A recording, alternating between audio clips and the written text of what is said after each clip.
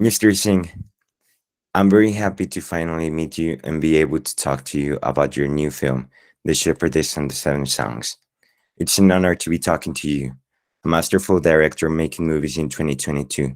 Your vision and recurring themes are consistent through your body of work, mainly focusing on folk tales that let us outsiders pick a glimpse of what's going on in regions of rich cultures and beauty like Kashmir. Why did you choose to make your new movie around this area and region? Uh, there are multiple reasons for choosing the region, Kashmir. One, it is an adaptation of a folk tale from Rajasthan, which is on the western border of India, whereas Kashmir is on the north of India.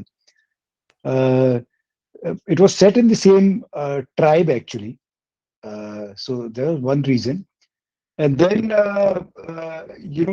in the original folktale, I felt it was not so contemporary, because the settings had changed, and as an artist, I felt that I could transpose those ideas in Kashmir, where it's in conflict nowadays, and I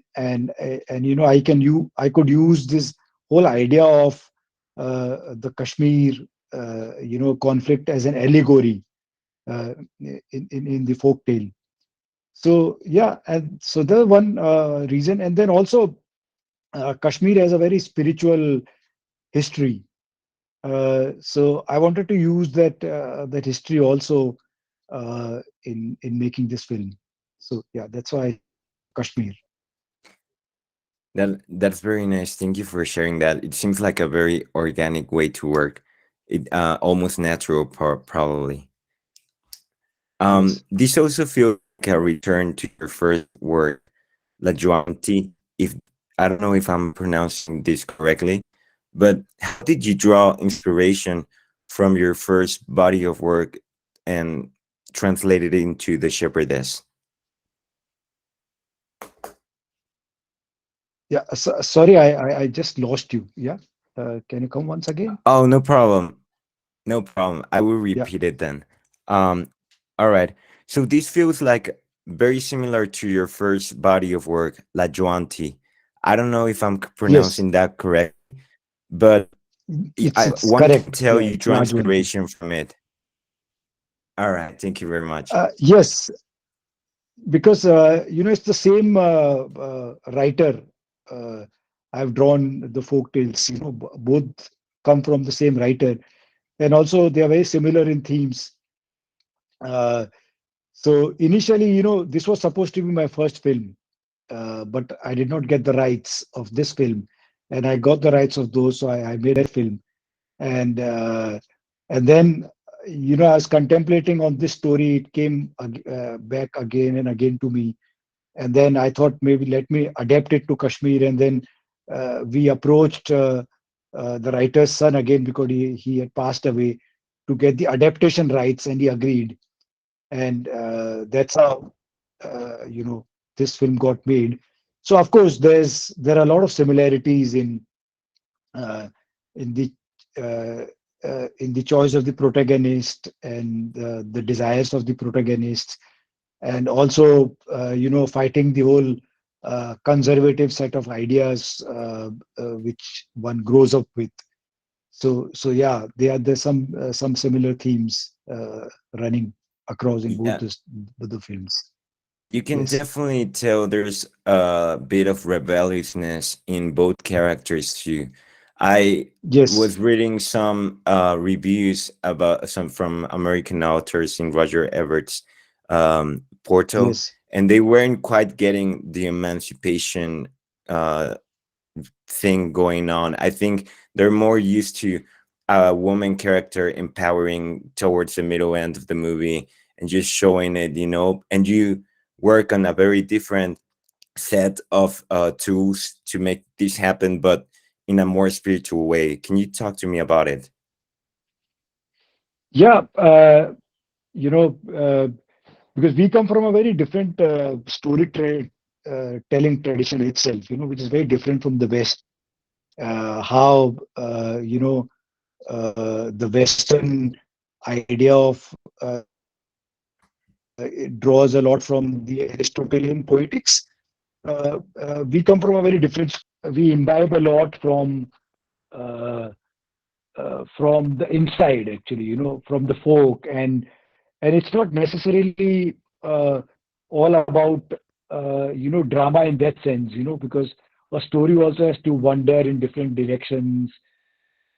Story, and also, those were the ideas which were there, and then also India is a very conservative society. It's still very conservative, and I also come from a very conservative family, so I've grown up there, and I've seen my mother growing up in that set of environment. So as a child also, I faced that burden on me. So as a filmmaker, I'm very conscious about those things, and at least I want to liberate myself and the audiences also to think beyond how they've grown up, you know, and to tell stories in a way where uh, they can also, so that's the whole idea. Yeah, That's good. yeah. All right. In The Shepherdess and the Seven Songs and throughout your movies, your respect for the audience shows. You you can tell that you think of the audience as an intelligent group of people that are watching a movie instead of trying to move them. You also put feminine characters to the front of these regions that normally are very oppressive of the rights. Why is this so? What are you trying to achieve with these two things going on? Uh, I think it's an artistic choice. Bertolt Brecht uh, and his ideas.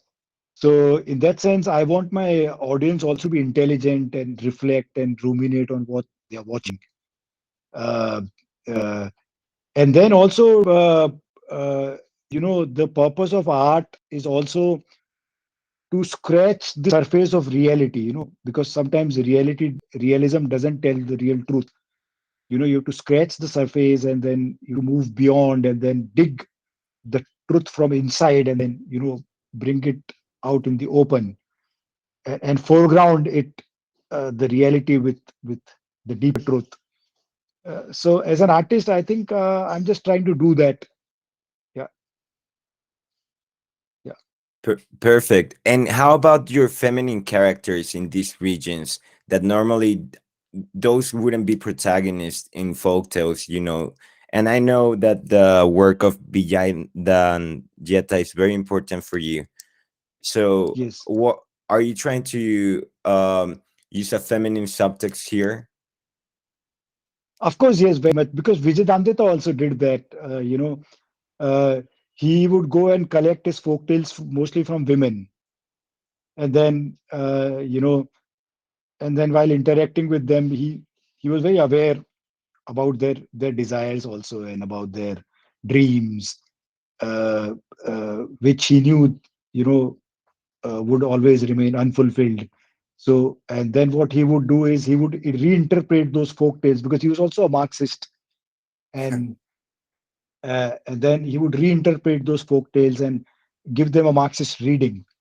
Uh, so yeah, and as a filmmaker, I'm also trying to tell stories from the margins.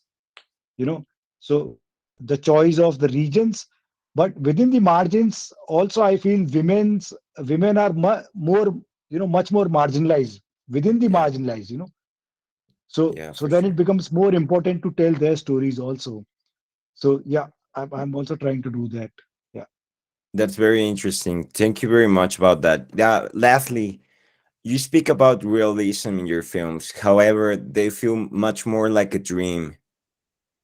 I've Yeah. I don't yeah, are you trying to weave a web of dreams around your universe?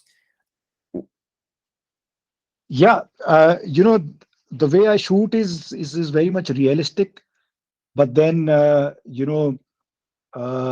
I I break that realism with dreams and surreal images and these Brechtian devices uh, uh, to you know to shine that that what you see uh, is there are much more complexities to that reality.